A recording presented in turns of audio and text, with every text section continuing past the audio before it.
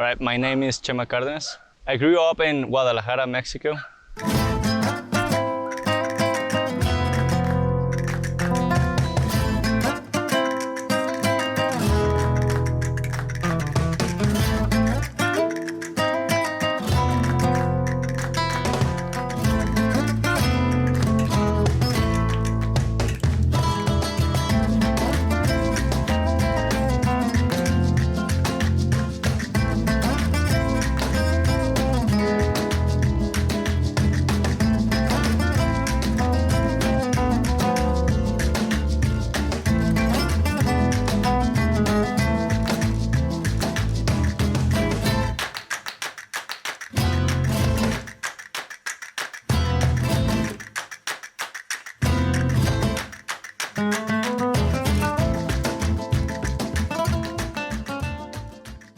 TBgram, basically the same as collision. The structure is just to make teams of 4 riders and go film the best edit they can. And the rules is you can only film with your phone. You can only edit with your phone. You can use all these gadgets to put your phone on. You can use your creativity to make it look really good, but only your phone. Why? Why only your phone? Possibilities, local economy. It is really hard to get camera equipment. Most kids today, they don't even have a computer at home. And it's not that they don't have money, it's just the way it is now. You have a phone, you don't need a computer. So they don't have a computer, they can edit a video on a computer. They don't even care about having a camera. If it was the other way, you have to have a camera, you have to edit this professional thing, you know. Then you would say, yeah, I don't have a camera, I don't have a computer, I'm not gonna enter the competition. And then we are gonna go back to like, it is not possible. You know, so facilitating all these kids that possibility, you know, of enter a competition, try to make it as professional as you can with what you have.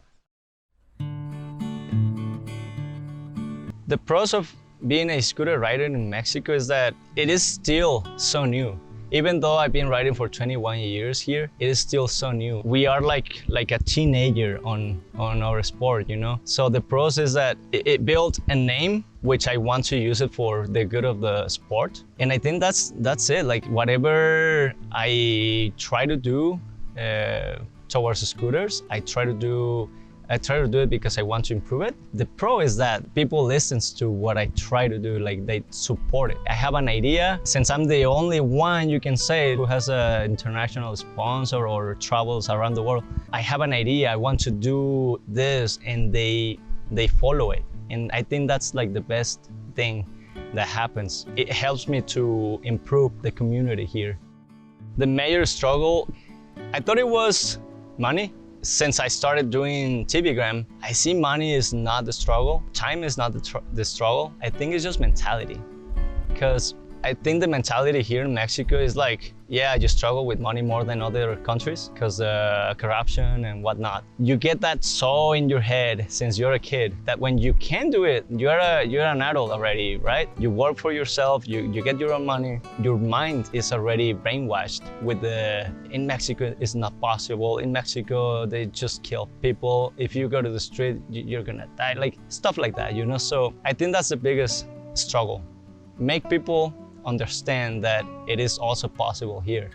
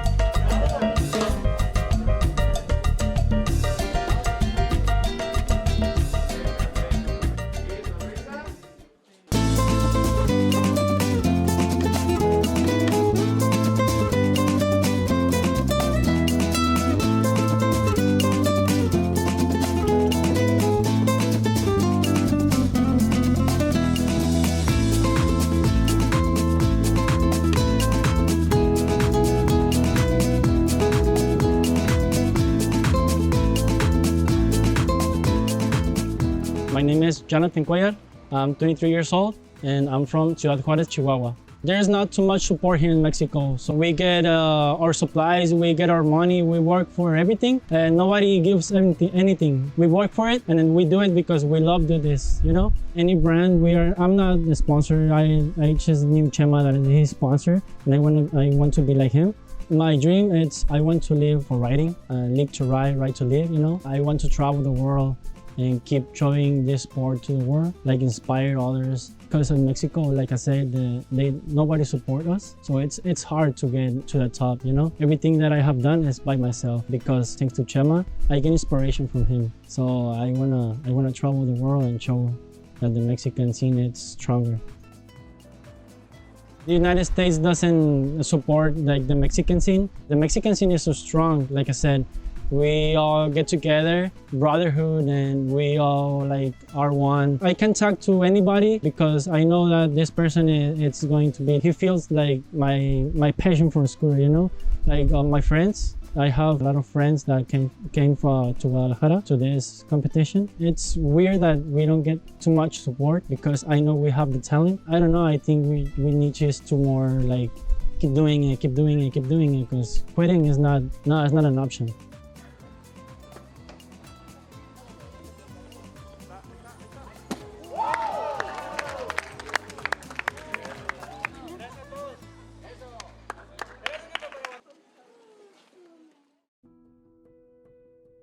Well, it was like 9 years ago. You can't even go outside because there was this rule by the cartel that you can go out at 10 in the night. You have to be in your home because if they catch you in the streets, they kill you. So this was like not difficult. I used to ride during the day, but in the night you can even hang out because, you know, the cartel. I live like 2 blocks from the water, so I'm just used to it, to all these things, you know. Like this is my world. I don't do anything bad, so I don't care because they just kill people that are in bad things, you know. This is a little story. We was in the spot in Juarez, and then like 2 blocks from we were on the spot, they kill like 5 people like this, boom. We just saw like a big truck and they just get out from the truck and they're gone.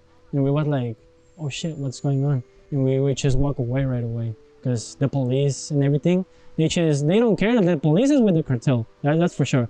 But when they came to the scene where they killed the people, they start to ask you why you are there. So we were just getting out of there as soon as possible. It's easier to get into the cartel thing instead of this scooter scene. Like I said, it's easy money. You don't get money from scootering unless you became professional or getting for some brand. So it's easier just to get in this cartel thing. So that's why I'm trying to keep this alive in my city.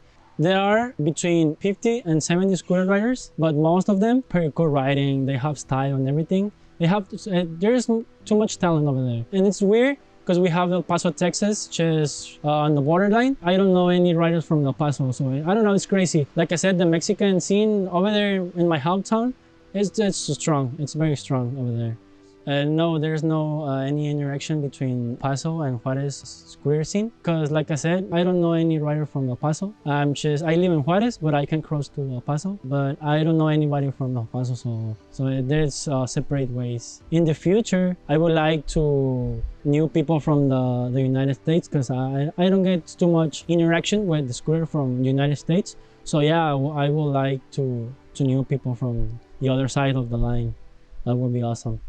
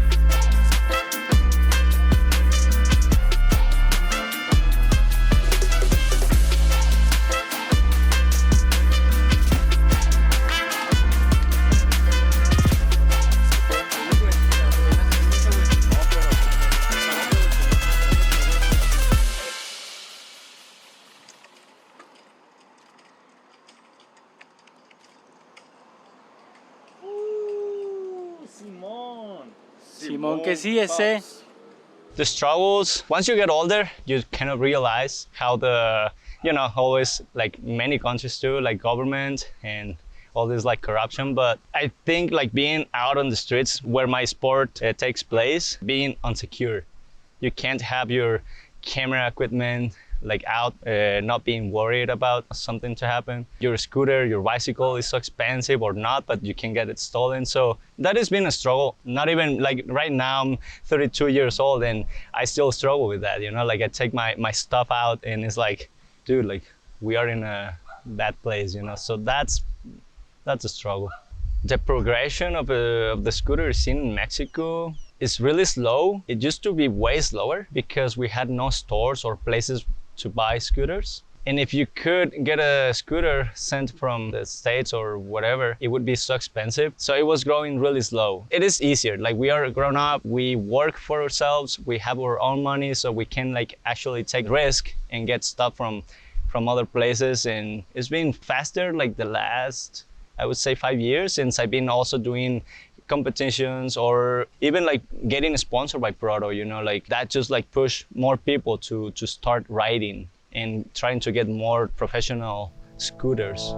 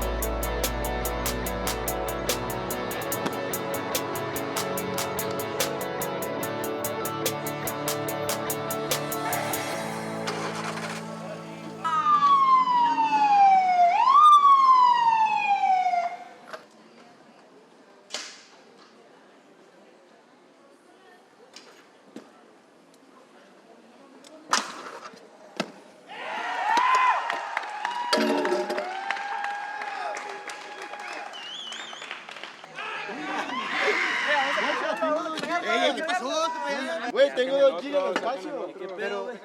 Pero, güey, ponla. Estaba grabando con la frontal.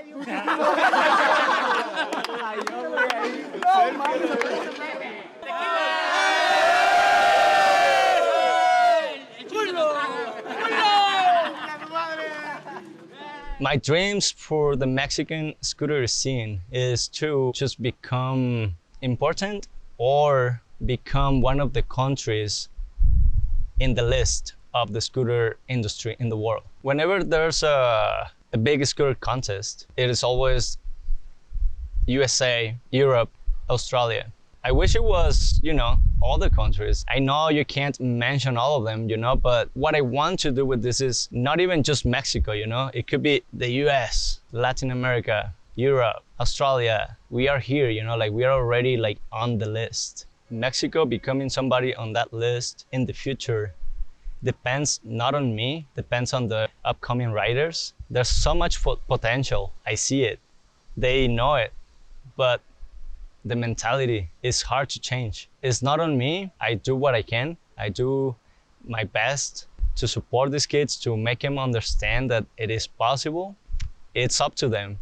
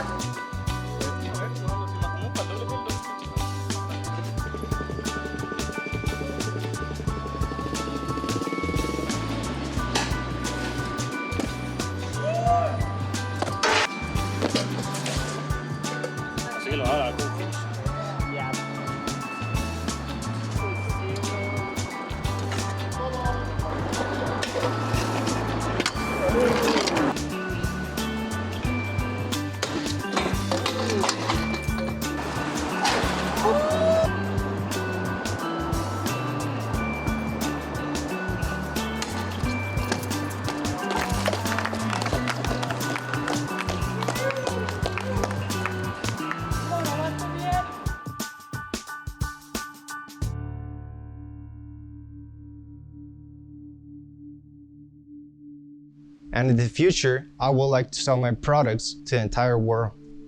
Well, that's so big. I'm gonna change that. And in the future, I would like to sell my products to different shops in different parts of the world.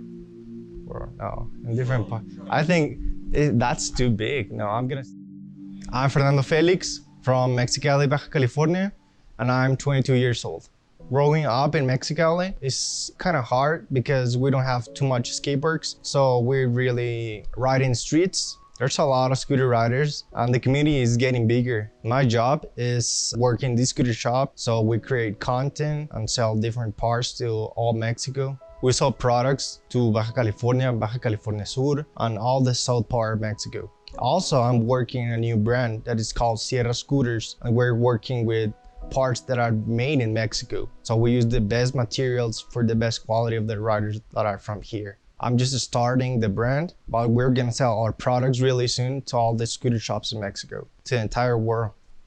Well, that's so big. I became the owner of this scooter shop, so I started working, creating videos, taking photos. I'm still selling products in Mexicali. Then I start selling to entire Mexico. I've done many events in Mexicali, like street jams, really fun, with some scooter pro riders. I think the motivation for scooter riders is just travel around the world and do the best tricks, because they don't really care too much about parts or have a sponsorship. We just ride scooters because it's fun and we have a lot of friends for that. We're Mexicans, we can't repair anything. Some people just weld the parts, we use some bolts and stuff like that. We have some creativity, and if we don't have the parts, we get invented. I think this contest means a lot for scooter riders, because all the most famous riders in Mexico comes here to just see what's up, talk to each other. The best part is riding different spots and make the video. I think it's a really cool dynamic that we have never tried before. I think the goal for this scooter contest is that people and scooter brands and riders from different parts of the world look Mexico like a real scooter scene. I want to show the people in Mexico that opportunities are here. You don't have to go to different parts to find it. You can find it here.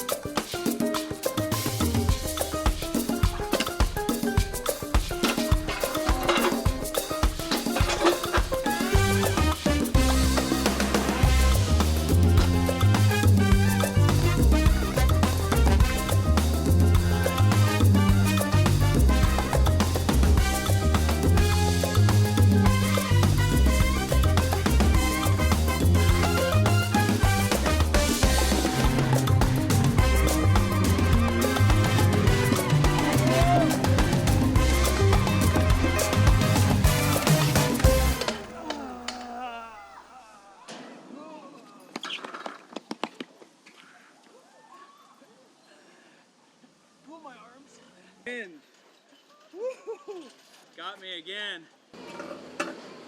Oh, fuck.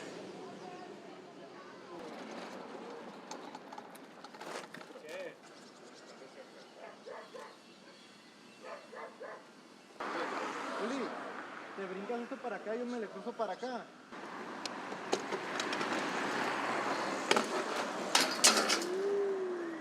Right here, right here.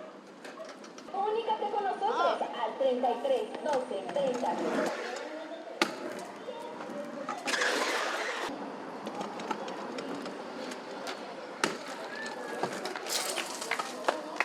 The overall goal of TVgram is to get Mexican riders out there, because I see so much potential at the skate parks. It's been 11 years for me since I started my professional career. And once I'm done, it is just hard for me to think that there was only one Mexican scooter rider in the world scene. You know, like it just can't be like that. That's my goal. Just get all these riders who can do it, just put them out there, and just, it's up to them, you know, after all this. I think TVgram is gonna encourage people, younger generations, to attend to other contests around the world, because now that they finally know that they can't leave their city for such a long time, they'll be like, what if we go to a different country? And now, what if we go to a different contest? Yeah, that is gonna push him. I believe that is a thing that is gonna happen, because when you finally get out of your comfort zone is when things start to happen. TVgram is changing the mentality. I mean, that's my whole deal about this, right? Changing the mentality. I mean, you can't change all mentalities. Some kids are gonna probably just wish or dream and never do it. A smaller portion of them, it is always like that, right? A smaller portion of them who has the potential. I mean, all can have the potential, but the mentality, a smallest portion of them, they will understand and they are gonna push their limits. It's a lot of work and I have to like instruct the kids how to do it because I mean, you can only do so much, you know? I love what I do. It is a lot of work, but it's fine, you know? Like if I wasn't doing this, I don't know what I would be doing, you know? So just teach kids how to do it and just keep doing it. And I mean, I cannot tell you, like, I see these kids just going out there and like, I don't know, but I wish I knew, or I mean, I hope they just keep going.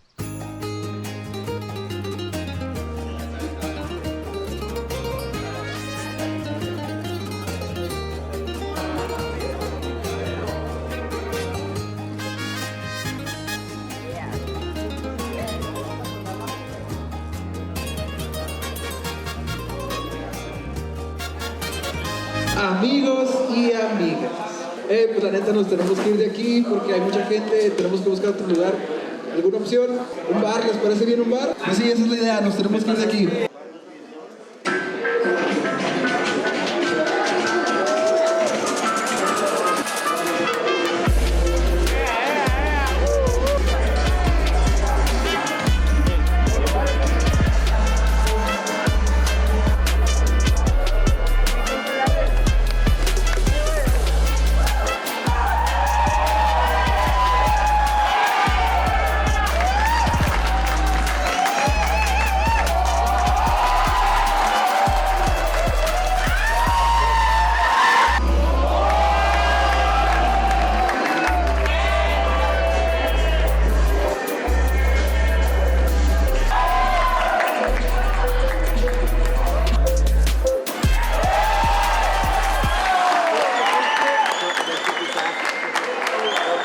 Lo que pasó fue que hubo muchos equipos que fallaron con los spots obligatorios y eso los hizo bajar demasiado. Pero bueno, después de una deliberación, de contar los votos, de revisar todo, y realmente fue un poco complicado encontrar el equipo ganador, pero no voy a empezar por los equipos, voy a empezar. Bueno, la mejor caída fue para Gael Arcedo.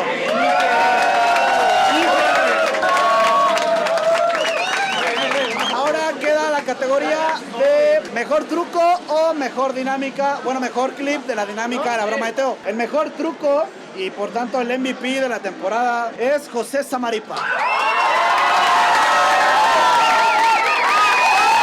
Escriben los premios, yo no lo digo. Entonces, Andrew muy amablemente decidió patrocinar el premio del truco más creativo. Ok, el truco más creativo de todo TVgram efectivamente es de Marcel. Ok, ahora el ganador es el equipo de los posers. Como ya saben, este año iba a haber premio a mejor editor y mejor filmer. ¿Qué quieren saber primero? Ok, filmer, va. El mejor filmer de TVgram B3 es Alan Jerez.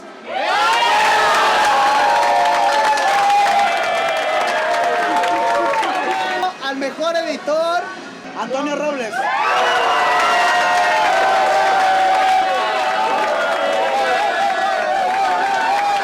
Ok, el equipo número 2, no sé cómo se pronuncia, pero es el equipo de Grimaldo y Camacho.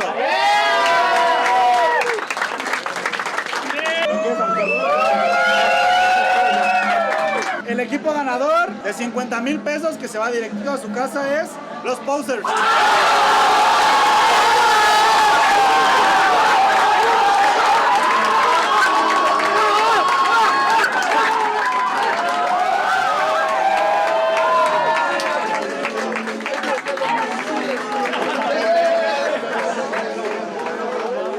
This smaller portion of kids who has that potential, I can see them, like I can see some of them with the potential. I can see some of them with that mentality of like getting out of their comfort zone. And I think scootering means for them the same thing as for me. And I'm not saying that it needs to be the same, you know, it's just the true love of riding, the true passion of riding, not because I'm getting paid for this. I mean, they work months to just come to this competition and expend all their money. They go back and keep working because next year we're gonna do another one. That's all they do, work to come to this competition. So it means a lot, you know?